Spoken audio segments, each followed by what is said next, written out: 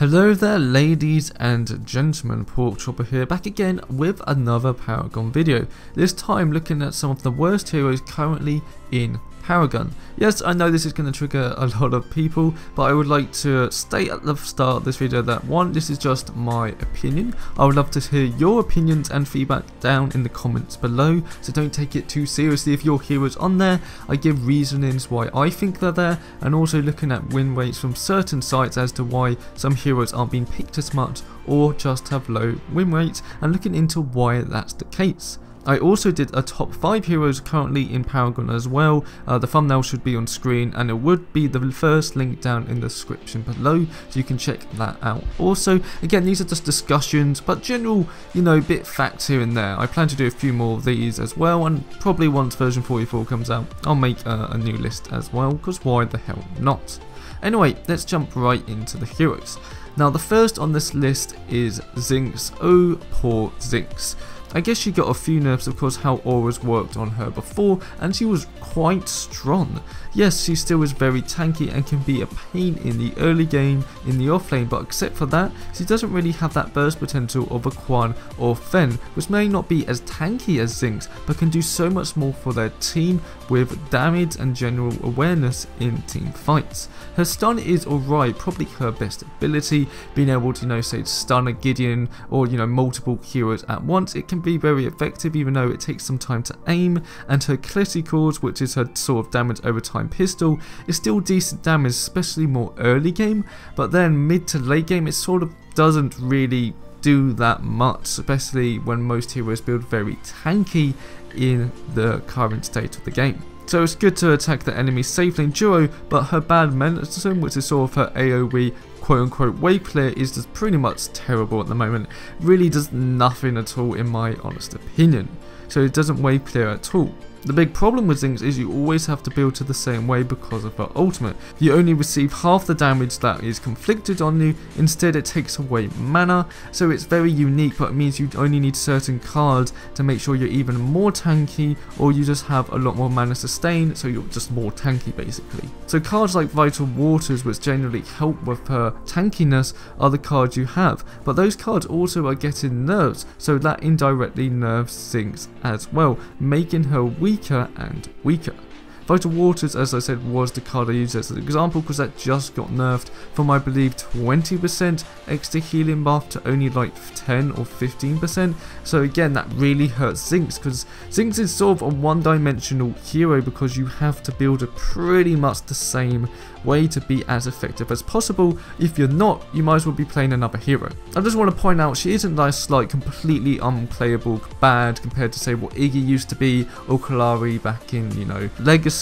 She's not like that terribly bad, but there are so many better options, especially in the off lane, that can actually deal damage, do more, and again with cards that really benefit Zinx, and Zinx alone getting nerfed as well, it doesn't look good for Zinx currently at the moment. Next up we have Raze. Since version 42, his scaling just wasn't up to par with other casters, and that's still the case with damage. People don't think his knock does enough damage, to the point people are playing him more as a carry, so his basic stats help with his damage output.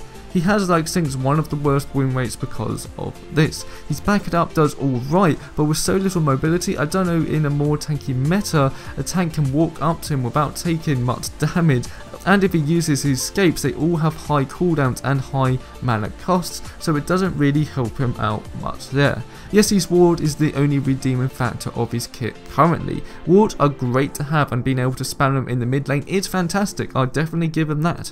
But pretty much any other caster out there does more damage output with several abilities than his one. Why people play him carry is to make his basic attacks help with the lack of damage Raze has.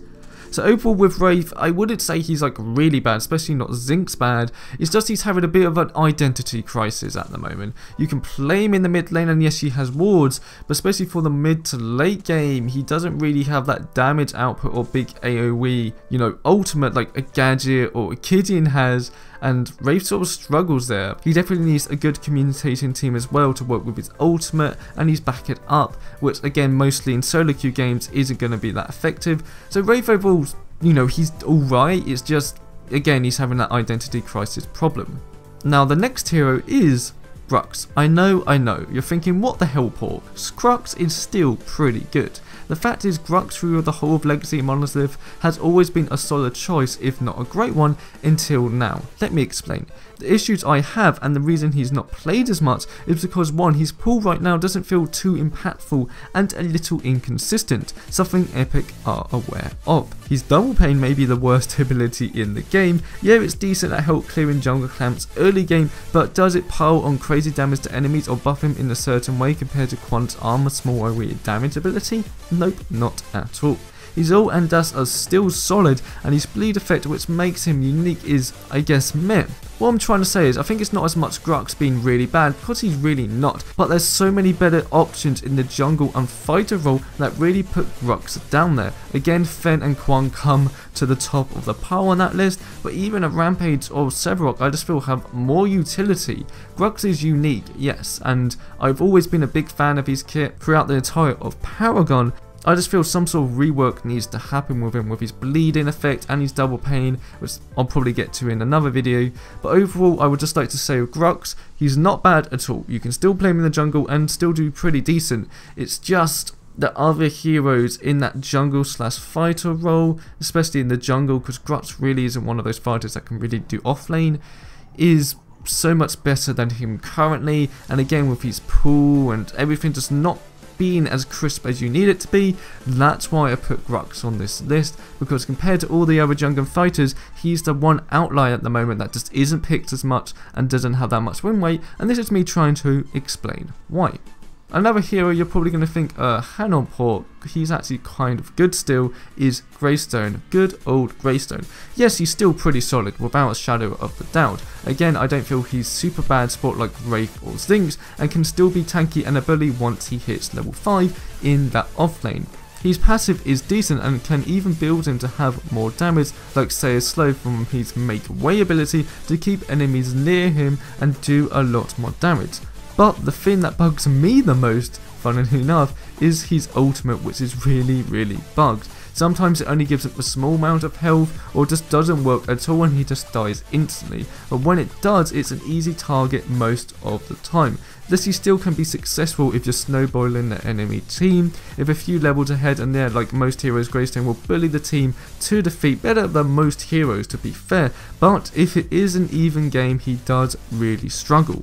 Greystone was the only hero on this list, but I wasn't sure if I wanted to put him on it or not. I kept going back to him. The main reason is that even though I can be successful with Greystone, and most people can, and he's not bad whatsoever, I just feel, you know, the ways most of his kit doesn't work as it should. I believe his passive's alright early game, but once attack speed becomes a bigger factor, his passive's pretty useless. Again, his ultimate is bugged and very inconsistent, and even if it does work as intended, I just don't think it has that big of an effect.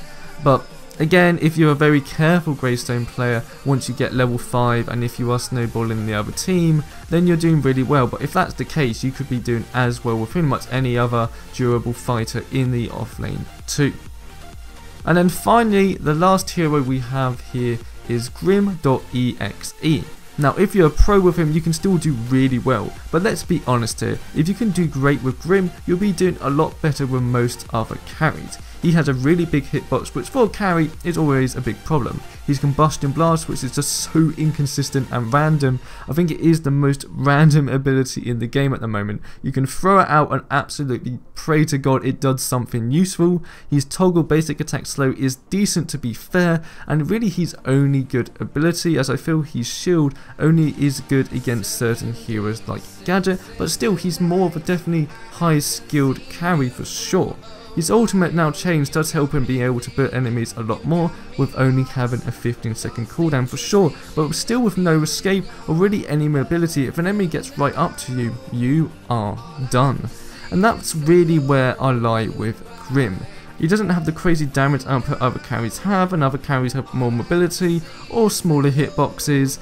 And again, he definitely is a high skilled hero for sure. If you're very good with him, you're going to be doing great without a shadow of a doubt. I just feel some of his abilities are too useless, and I definitely think he is one of those heroes that will be getting some reworks on his abilities. Because let's be honest, his Combustion Blast has to go, or change to the point where it actually works in some way. Decent, most carries are better than him, and his kit is rather inconsistent and needs to be changed. That's why I've put him on this list. So again, I would like to reiterate, this is just my opinion and looking at some win rates and everything from Agora and a few other sites, just saying, okay, why are these heroes maybe not picked as much to compare to their counterparts in that role.